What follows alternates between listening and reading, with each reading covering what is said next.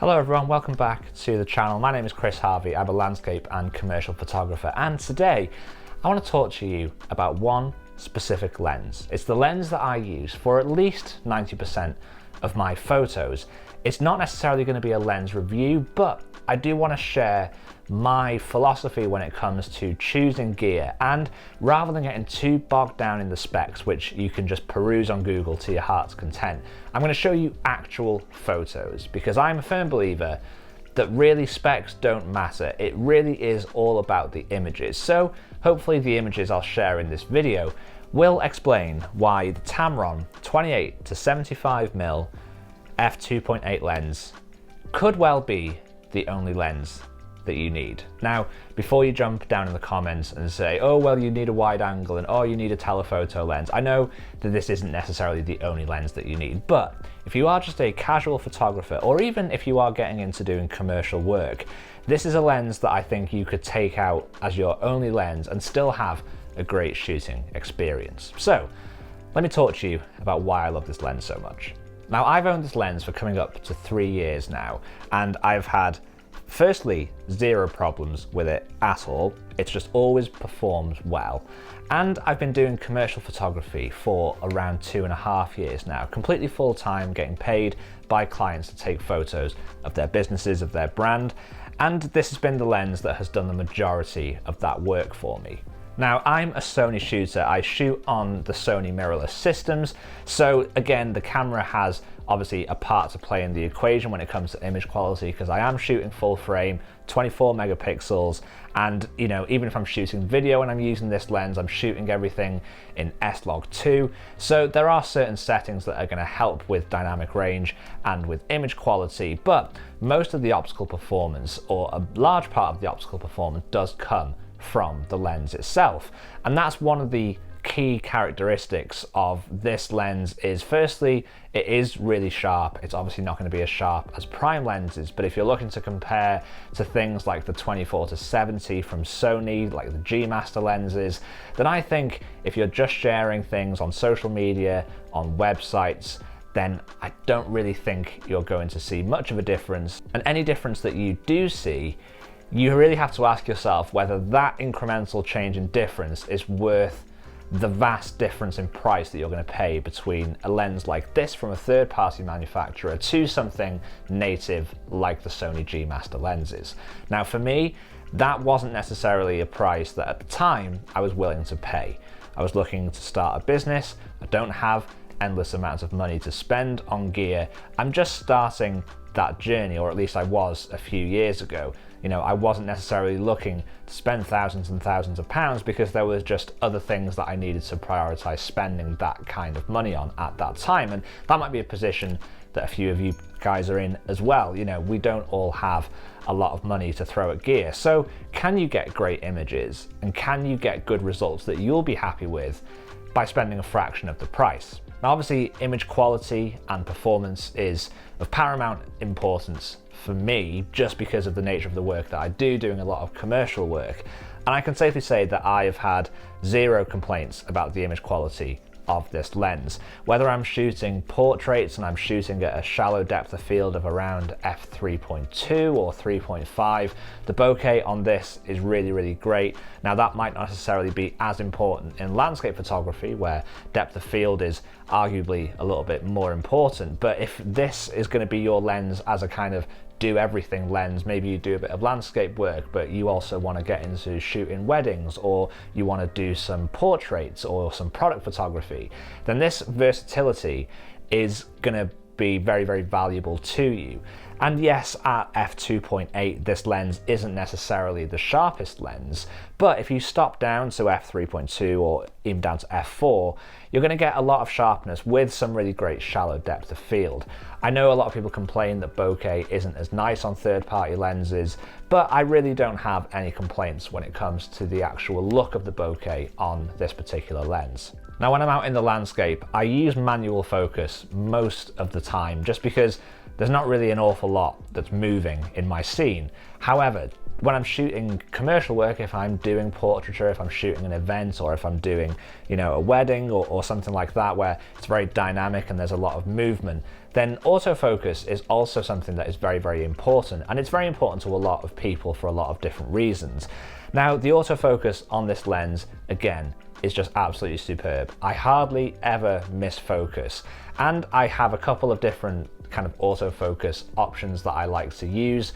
Sometimes I use back button focus, so I sort of select my focus point and it normally locks on straight away. And on my Sony camera, if I have my eye autofocus on, if I'm shooting portraits or if I'm doing event work, then this lens does a really great job of just tracking and locking on to subject. I can't necessarily say whether it's as quick as, say, the G Master lens, but at the end of the day, I don't really have a point of comparison, and it doesn't matter because, well, I've just always been really happy with the performance of this lens. So I'm not a massive, proponent of somebody saying, well, the grass is always greener, there's always a better lens. At the end of the day, if you enjoy the lens and it does a good job for you, then that's a good reason to keep the lens in the bag, in my opinion. So I also want to touch on the reason that I chose this lens over some of the other third-party options such as Sigma, for example. And that's because the 28-75mm focal length, to me, is a much more compelling sort of purchase argument, just because it's a focal range that is more suited to the type of photography that I like to shoot. Having your lens at the widest setting of 28mm, I think is actually a really nice focal length because it's comparable to some of those really kind of classic focal lengths from prime lenses if you were looking to shoot Leica, because I enjoy a lot of aspects of sort of photojournalism, photo storytelling, street photography. And a lot of those classic images would have been shot on prime lenses of around 28mm or 35mm. And I think that having 28mm at the widest end of the scale is still a really usable focal length without it feeling too wide. And I would rather sacrifice the wide end of the scale than sacrifice the more telephoto side of the scale, because I think the telephoto side of things is where I get sort of a lot of actual value from this lens. That extra 5mm going to 75mm, I think, is really, really great. Now, there's also a trick that I like to do because I shoot on full frame, and within the Sony mirrorless system, I can actually crop my sensor to an APS-C crop, which basically means that I can take that 75mm focal length and put it into APS-C mode and get an extra bit of reach closer to around 100mm, 90mm around that focal length, which I think just makes this really, really valuable when out in the landscape. For example, if you're looking to photograph something in the distance or you're looking to get more compression in your scene, then that's a really great way to be able to actually draw in your subject. And also, because I'm shooting this on a full frame sensor, I also do have a lot of room for cropping. So even if I don't want to use that that APS-C crop mode to give me some extra zoom, I also do have enough resolution in my files to be able to crop them and change aspect ratios without losing too much image quality. Now, because I like to carry a camera around with me all the time because you just never know what you might want to photograph, having one lens that pretty much covers everything is really, really beneficial to me. This lens weighs around 500 grams, I believe. So, it's not light, but it's not heavy either. When I have this on my camera, it doesn't necessarily weigh me down too much. And I would rather sort of, sacrifice that sort of level of comfort for the image quality and for the versatility, because that just means that I'm going to get great shots throughout this focal range, all the way from 28mm to 75mm, and I'm going to have sharp images and good image quality across the whole spectrum.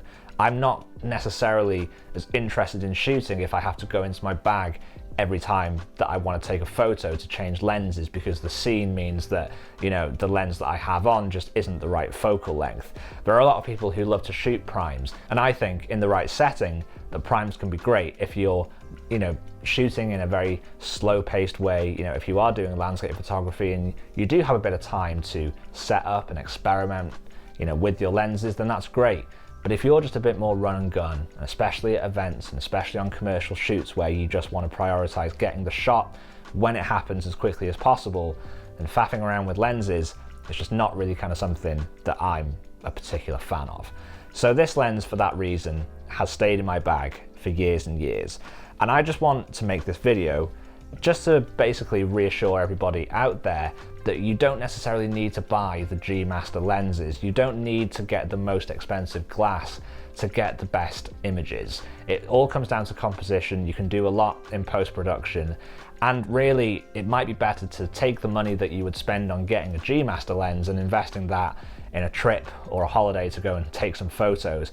And that's not to say that it would be a waste of money. I think getting the G Master lens, if you can afford it, you know, if money is slightly less of an object to you when it comes to kind of, you know, purchasing decisions, if you've got the disposable income, then yeah, you will have a great time with that Sony G Master 24-70. But if you have to make these decisions of, you know, what are you going to invest in, what is my money that I'm saving going to go towards, then I would definitely go for something a little bit more affordable. You're still going to get great results, but you're going to have more disposable income to actually go out and use this lens to take photos. If you've watched this channel for any length of time, then you will have seen this lens time and time again, because most of my images, as I mentioned, are shot using this lens. So if you enjoy my photography and if you enjoy the images that I create, firstly, give the video a thumbs up and hit the subscribe button and ring the bell so you don't miss future videos. I would really appreciate it if you could take a second to do that. But secondly, I would love to hear in the comments below if you have this lens, and more importantly, what lenses do you pair with a focal length like this? What are some of the other gaps in your camera bag that you feel like you have, and what lenses fill those gaps for you? I could always do another video on some of the other lenses that I've used and had experience with to kind of give you my impressions.